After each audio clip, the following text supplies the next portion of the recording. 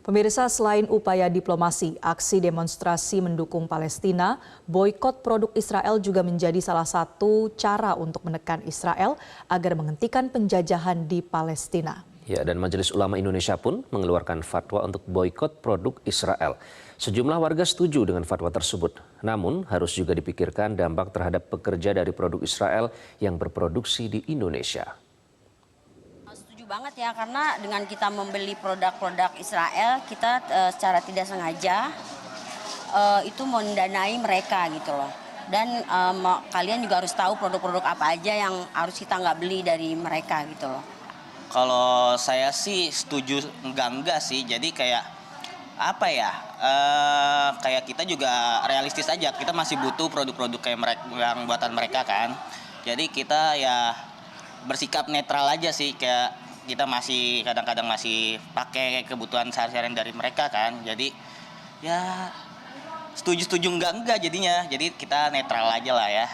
Jadi nggak ada tanggapan gimana tentang isu itu.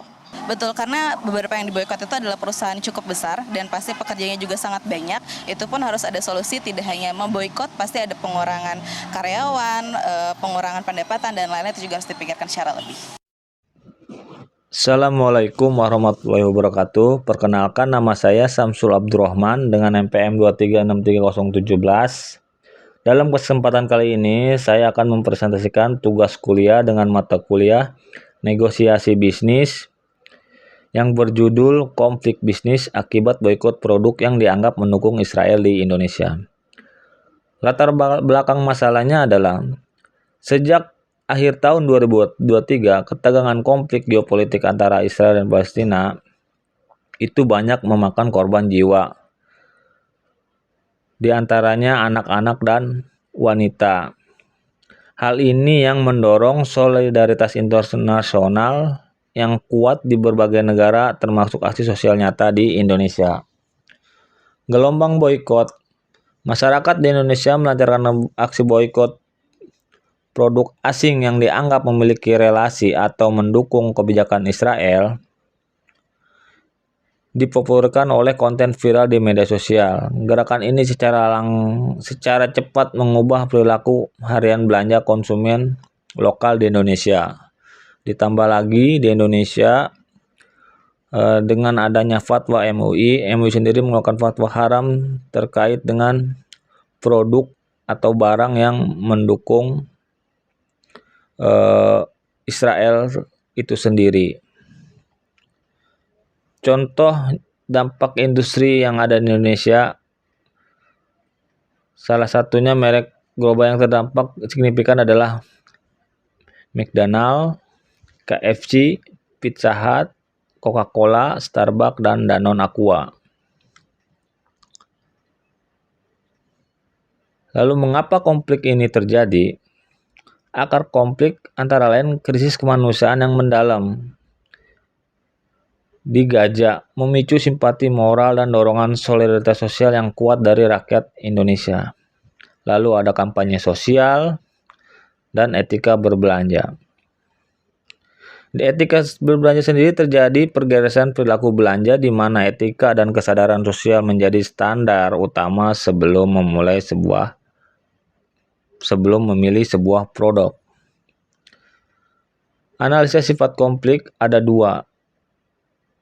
Yang pertama, sifat destruktif, dampak negatif sistematik, yaitu penurunan omset dan profitabilitas bersih korporat di global. Tekanan finansial merembet pada mitra suplai logistik lokal, ancaman pemangkasan dan jam kerja atau efisiensi tenaga kerja. Lalu sifat konstruktifnya, peluang kemandirian baru, tentu produk-produk lokal mendapat panggung utama saat seperti pesaingnya seperti mungkin McD, KFC, terus Danone, Aqua, omsetnya turun. Bahkan ada Unilever itu omsetnya turun, sehingga membuat panggung untuk produk-produk lokal menjadi lebih dikenal. Dampak positif dan negatifnya. Dampak positif peluang pasar, minat lokal meroket. Sesuai yang tadi saya bilang itu produk-produk lokal mendapatkan panggung. Terus kritis dan selektif. Edukasi pasar meningkat, konsumen sangat peduli asal-usul produk.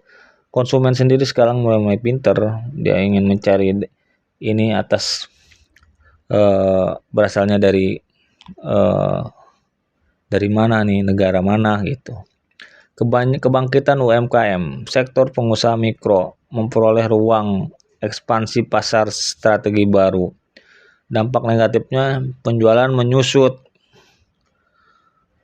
kerugian profit dialami langsung oleh gerai beraliansi internasional tersebut, stabilitas terganggu, dan krisis reputasi. Lalu bagaimana solusi dan resolusinya? Tindakan perusahaan itu mengklarifikasi kepemilikan lokal dan posisi netral perusahaan. Mendominasi dana kemanusiaan melalui mendonasikan dana kemanusiaan melalui CSR serta merancang kampanye ramah pelanggan lokal. Lalu peran pemerintah sebagai penengah menjaga agar iklim perdagangan nasional tetap aman dan kondusif. Pelajaran berharganya yaitu sensitivitas isu sosial.